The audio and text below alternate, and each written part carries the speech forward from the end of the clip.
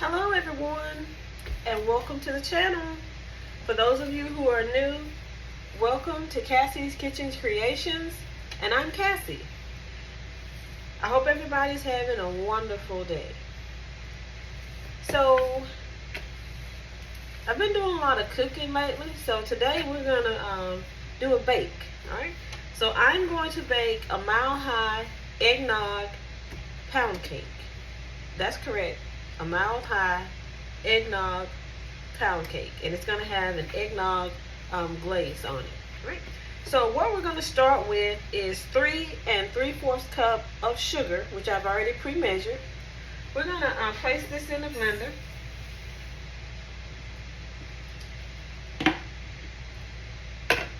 And we're also going to place some butter in the blender.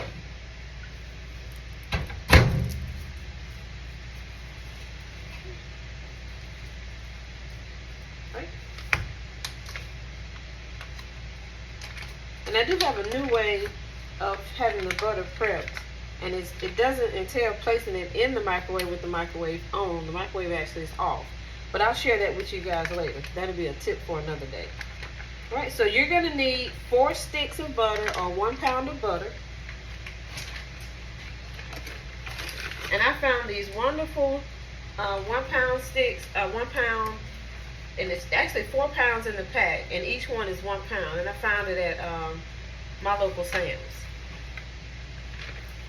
Alright, so what you want to do is you're going to cream the butter and the sugar, and again, I always tell you we cream it until it's like whipped. It looks like it's ice cream. Usually takes, depending on the amount of sugar and the amount of butter you have, usually we do 4 sticks of butter and we use 3 cups of sugar. It usually takes anywhere from 6 to 10 minutes to actually cream the butter and the sugar. So I'm going to plug in the blender, and I'm going to place this on stir, and I will show you guys, I got a new beater here, and this one is the edge beater. It has the edge on it, so I don't have to constantly stop it to scrape the sides. I'm going to place you on a pause, and I'm going to show it to you.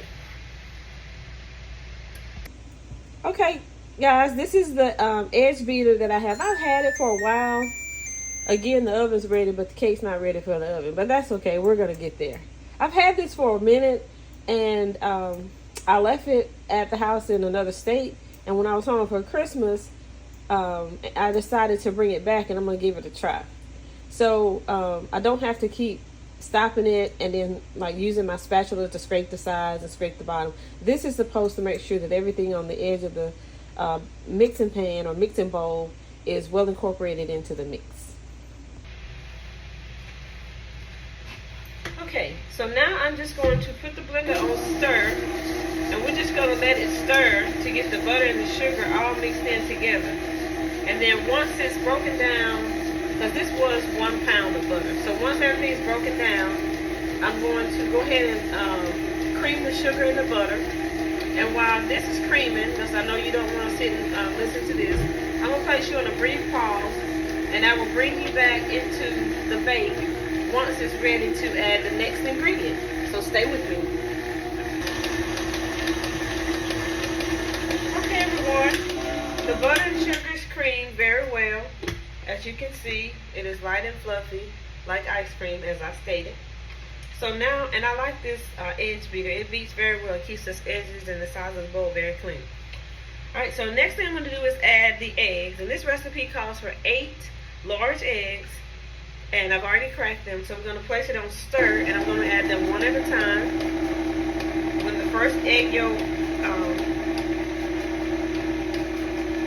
becomes incorporated, you can easily start adding the next one. It doesn't take long.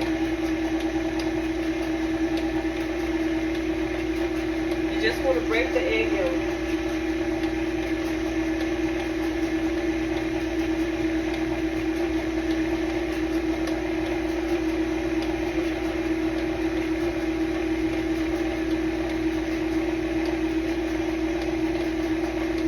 Okay, so that's 4 eggs and 4 to go.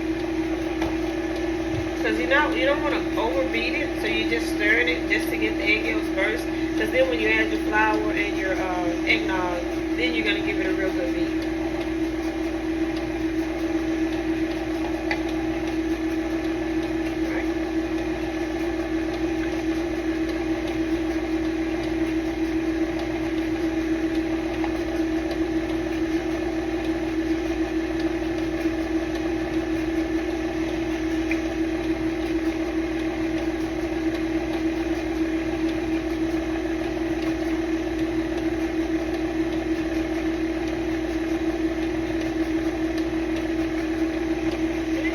Now we're down to the last egg.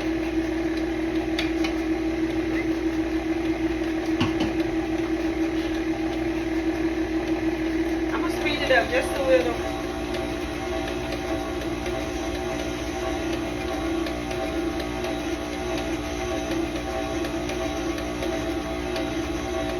Now one thing that I will notice with this edge beater is that you definitely have to clean out the inside because the egg will definitely cling to it. It will stick. I can see that now.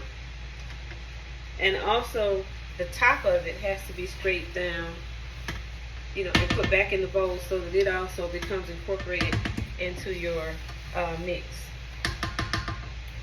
Right.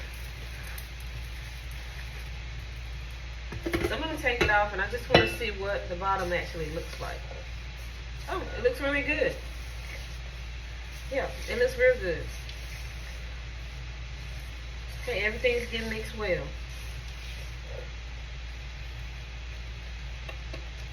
Alright. So, I just want to make sure that I scrape the top down because I can see that it was pushing some of it to the top. And you want to make sure that it becomes well incorporated into the dough, batter, mixture, whichever you call it. You want to make sure that everything is uniform. Alright, so now I'm just going to place it back on.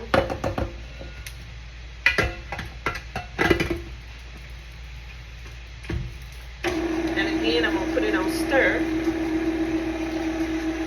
because at this point I'm just adding ingredients. So the next thing I'm going to add is my Watkins baking vanilla. And for this recipe, you're going to need 2 tablespoons of the baking vanilla.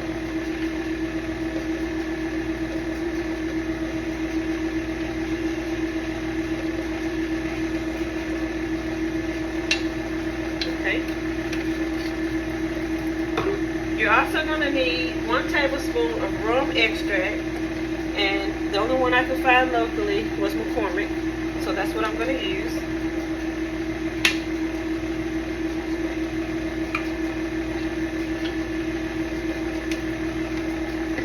The next thing you're going to add is a dry ingredient. It's going to be 2 teaspoons of ground cinnamon,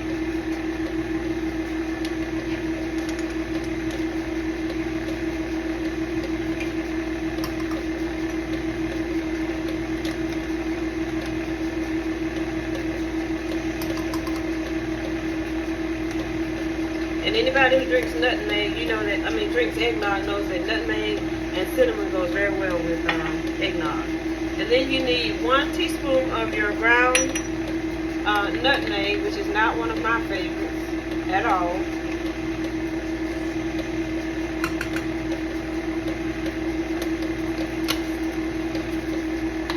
And I'm going to add a half a teaspoon of ground ginger. And then for the nutmeg, I use the McCormick ground.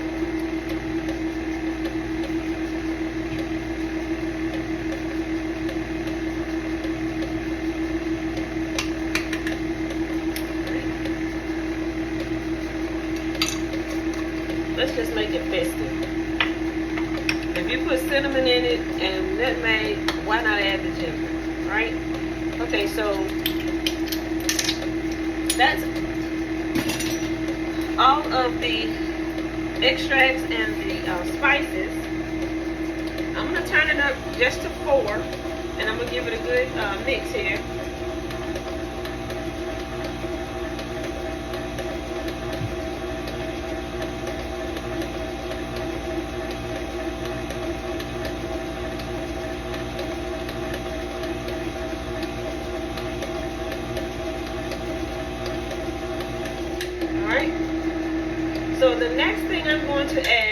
going to be alternating the flour and the eggnog. Now, I will say I used unsalted butter, and I allowed the butter to come to room temperature. And I did use a trick for the microwave, but the microwave wasn't on, and I'm going to share that with you later. You need 8 eggs, and those 8 eggs need to also be at room temperature. And you're going to use nutmeg, cinnamon, and ginger, all ground. Okay? And vanilla and rum extract. Everything is well incorporated into the sugar and butter that was creamed. The last ingredients are going to be your 4.5 cups of flour. I'm going to use Swan's Down cake flour, Swan's Down, Watkins, McCormick, the Great Value. None of them are sponsors of this video, but these are the products that I'm using. And the reason I'm using that Swan's Down cake flour is because that's the last I had in a box, and I'm going to use it before it goes bad. You can use the Swan's Down cake flour, and I did sift it, and I added to the Swan's Down cake flour my baking soda, which is a half a teaspoon of baking soda. Now, if you want to use salt, you can use 1 teaspoon of salt. You can add that to your flour as well. And once I added the baking powder to the cake flour, I sifted it. Okay. You can also use white lily all-purpose flour, or whichever brand of all-purpose flour that you use. It will work well. I'm just opting to use this because it's the last of the cake flour, and I'm going to use it before it goes bad and before I forget that it's there. Alright, so I'm going to use this today. So I'm going to add between the flour and the eggnog. So you need 1 cup of eggnog, and the eggnog also needs to be at room temperature. Alright, so we're going to alternate, and you always want to start with flour and you want to end with flour. Alright,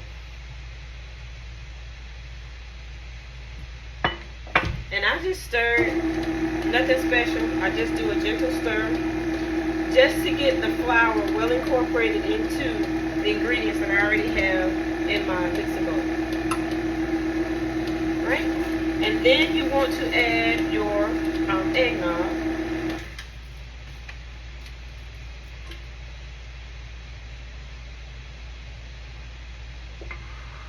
And I added about 1/4 of a cup.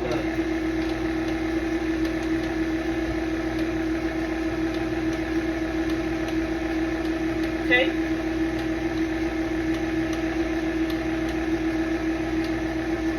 We're going to add some more flour.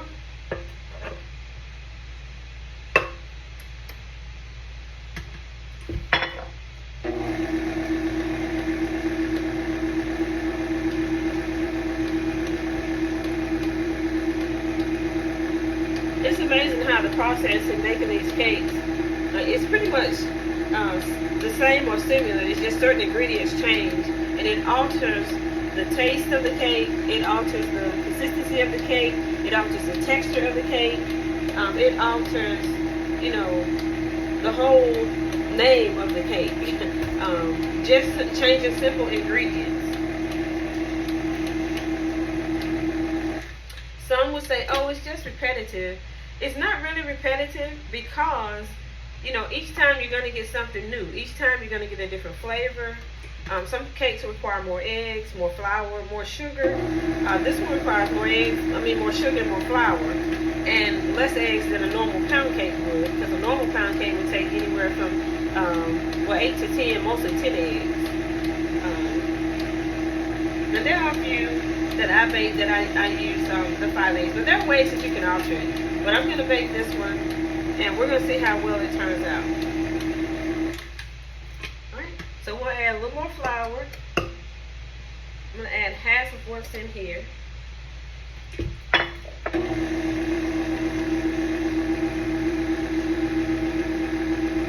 I said, oh, we haven't baked anything in a while. Let's bake something.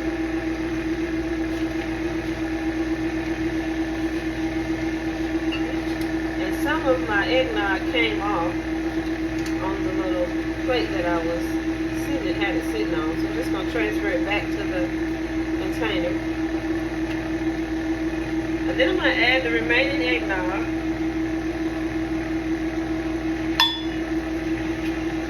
Now, a lot of people don't like eggnog.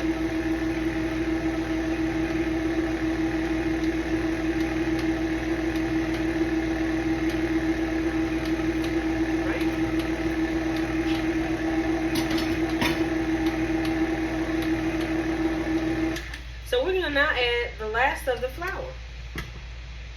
And I can say, you can see all of the spices in this cake.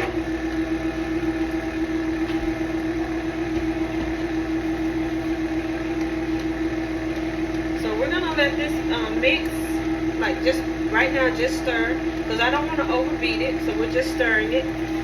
Again, we're just allowing everything to come together, become well incorporated, unify, become one.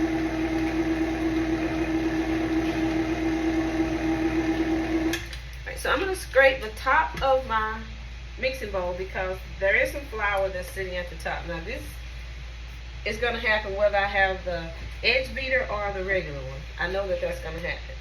Right? So I'm going to scrape the top. I'm going to scrape down my beater. So far, I like this little edge beater.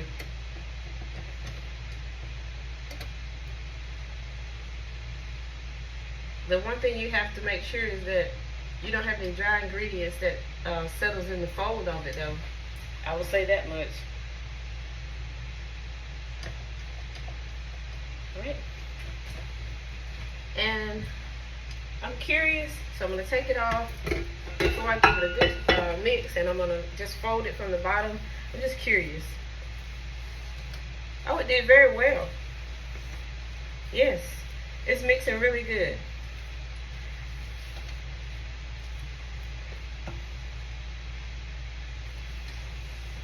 I don't even have to fold it from the bottom to the top. It even got the bottom. There's nothing selling on the bottom. Okay.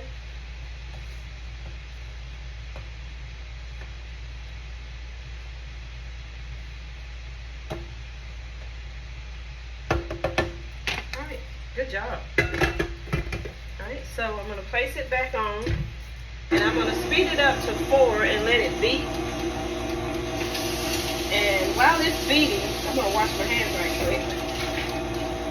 And I'm going to share with you the eggnog that I use.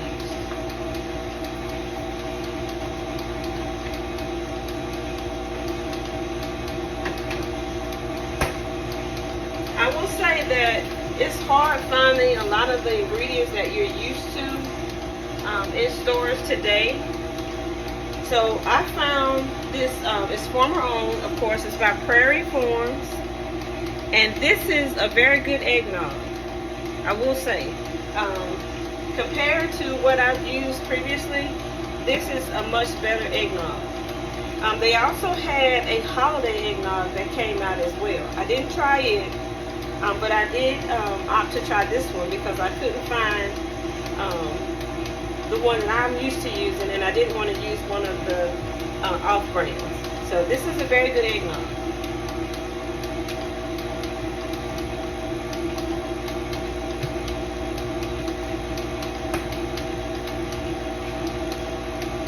Alright, so we have the cake well mixed, and I've also already used my pan coat and coated my square. And this came from the old country kitchen, and I've already coated it. And I also placed parchment paper in the bottom below the fluted part so that nothing leaks out. And I got my flute very well, as you can see. And the oven is already preset. It's going to bake at 300 degrees Fahrenheit, and we're going to bake it anywhere from 2.5 to 2 hours and 30 minutes to 2 hours and 50 minutes. Depending on your oven, it varies. So I would say at 2.5 hours into the bake, check your cake with a skewer, a toothpick, a fork, a butter knife, whatever you use, and make sure it comes out clean. Now, you don't want it to come out dry clean. You want it to come out with probably little flakes on it where it shows that it's done, because it's still moist at that point. If it comes out completely dry, then the cake is probably going to be a little dry, right? But if you like your cake that way, then continue on.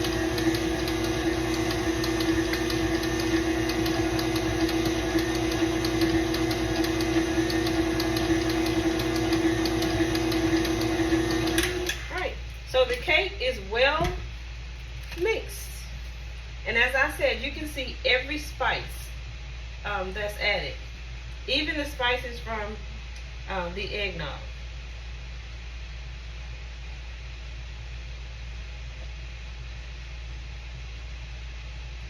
Yeah, my mom said she tried the holiday eggnog and she liked it. And she actually likes this one as well.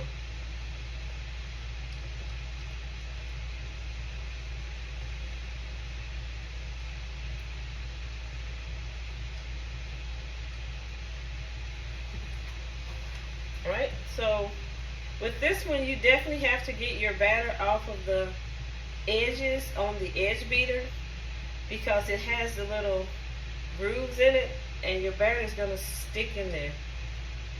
And you also have to check it when you're mixing it, like I said earlier, to make sure that it gets mixed.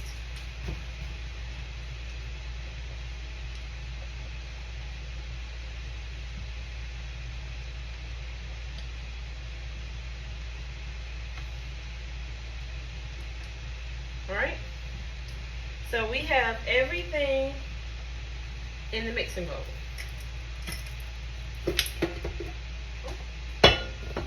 And you guys already know that when I transfer it to the baking pan, I usually just let it flow.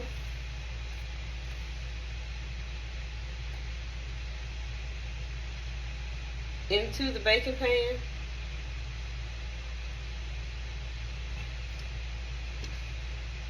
When it stops flowing, of course, you know, you got to help it out. Very creamy.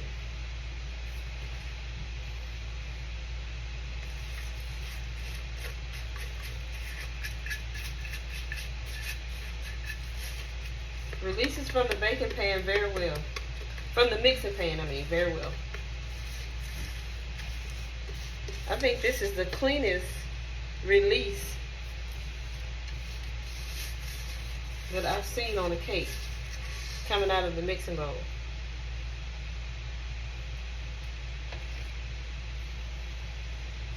Right? So I always take the spatula and I kind of run it across the top, and I do this just to make sure that it's level and it gets in all four of the corners in this square pan.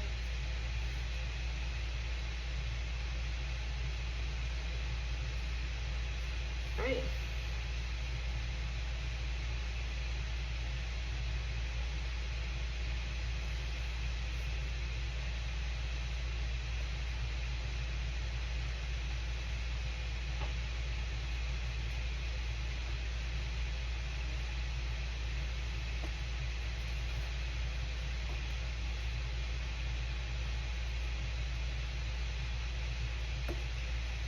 Okay. Now, what I want to do, as usual, and I know I'm not going to have this problem with this cake, but I always like shake it left to right, and I move it around the baking pan just to make sure that it's even, and I always tap it. This one doesn't have any air pockets. Nope. So this one should have a very light, fluffy texture to the cake. Alright? So I'll show you up close. Hopefully you can, well, I'll tell you what, I'll bring you over here. Alright, I brought you over so you can see. If you look in the cake pan, you can see all of the spices distributed throughout the batter.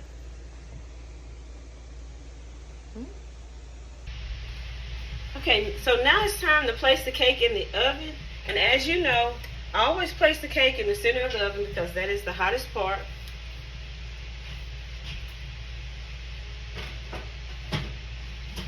And I do have a cover on my rack. I don't have a problem with spillover And I know it's not going to come out of the pan because I did the parchment paper. Alright, so we're going to let this cook for 2 hours and a half, and I'll check it. And if it's ready, I will bring you back at that point. If not, I'll check it in 5-minute increments until the 50-minute mark, and I will bring you back because it should be done somewhere between there. Right? So, if you would, allow me to place you on a brief pause while I put everything up and also clean up what I messed up, which is the best part of baking. So hang tight and I'll be right back with you. Okay, beautiful people. While the cake is baking, it's halfway through the bake, we're going to go ahead and prep the glaze that goes on top of it. And what goes in the glaze is going to be 4 cups of powdered sugar. Now, if you want a thick glaze, you use more powdered sugar. And if you want your glaze to be thin and running, you're going to use more of the eggnog. So that's 2 cups.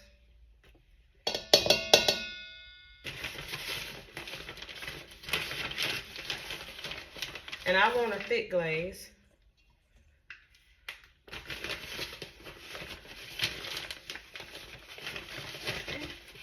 So that's 4 cups of powdered sugar.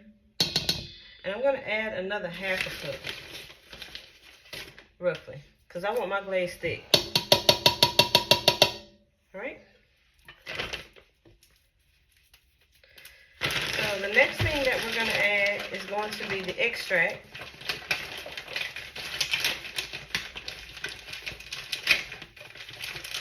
So we're going to add 1 teaspoon of rum extract.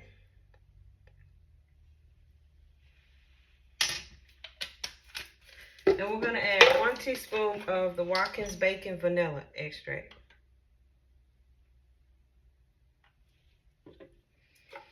All right. The next thing we're going to add is going to be the eggnog.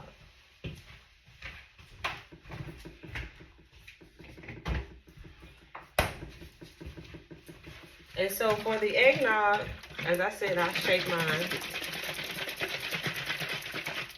You need 1/3 of a cup of eggnog.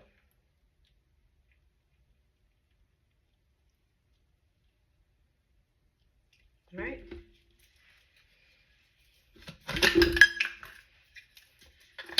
You can beat this by hand, or you can beat it using your handheld mixer, which is what I'm going to use.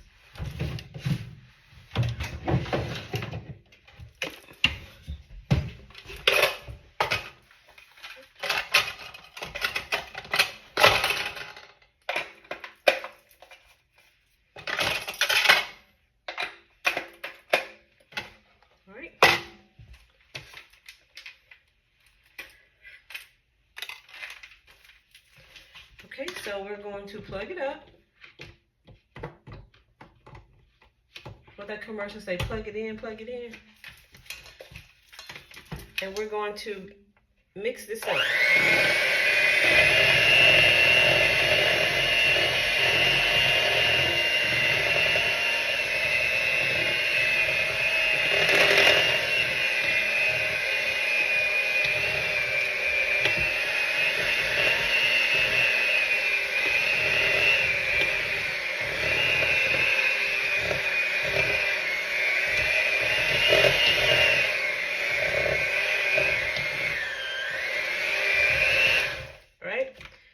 Just a little bit too thick, but I'd rather have it too thick than too thin.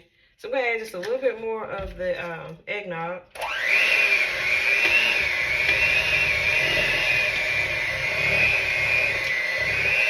But I do want it to adhere to the cake.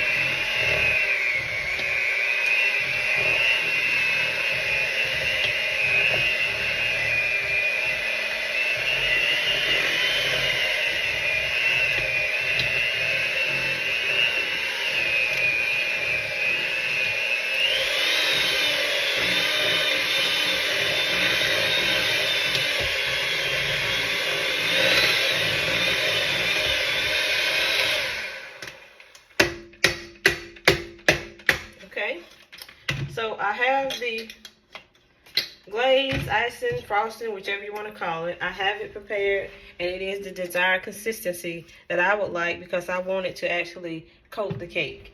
And also, once the cake is done and it's cooled and I add this to it, I'm going to let it set for 30 minutes and I'm going to dust it with just your powdered sugar. Right?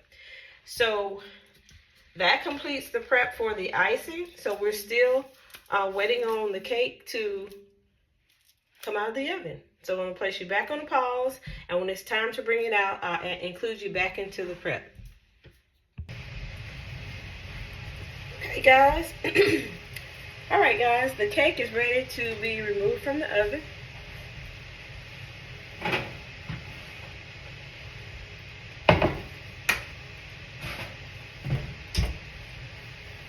All right, this is the final product.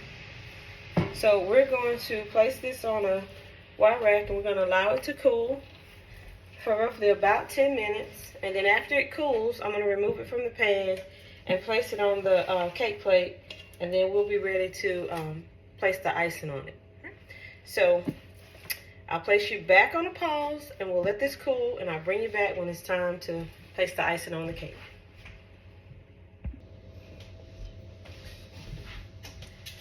Okay, guys, I have placed the icing on the cake. I was going to bring you back and let you go through it with me, but I forgot to hit the record button. But that's okay. When I thought about it, I was halfway through it. But anyway, I have icing the cake. I was going to place some powdered sugar on it, but this icing is really good. I don't think I need to add anything else. I think it's fine the way it is. So this is the final product. I'll bring you in close so you can see it. Okay, this is the final product. As you can see, I did flip it. I put the bottom at the top and the top at the bottom just so I can get that square. I want to see how it cuts this way. Because I always do it with the top facing upward, but I want to get that actual square on the bottom. So let's cut it. Slice a piece of it. The icing is really good. I've already tried it.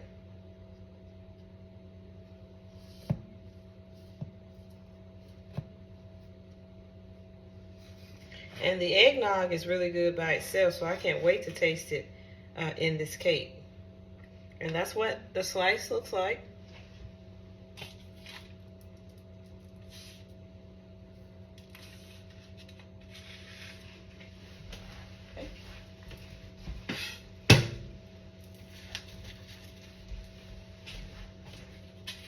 Of course, because of the color of the eggnog, it's not going to be white.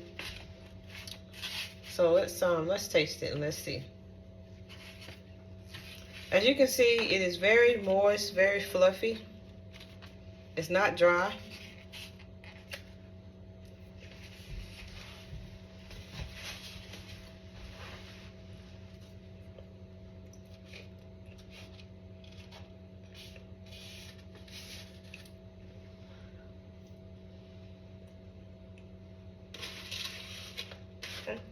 I like it. I think this eggnog by Prairie Farms makes a very good cake.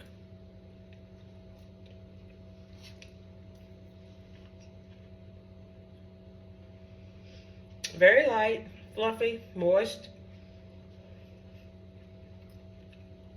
Yeah, I would bake this one again for sure. I would use that eggnog again to bake an eggnog pound cake.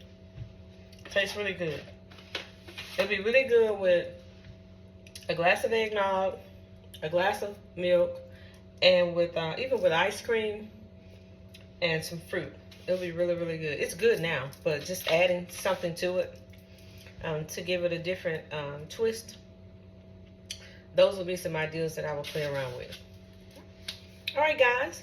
I would like to thank you for coming along with me on this epic bake. As always, I would like to thank all of my subscribers. For those who are not subscribers, but you stroll by and you watch the videos, I thank you, and I hope that you will consider subscribing.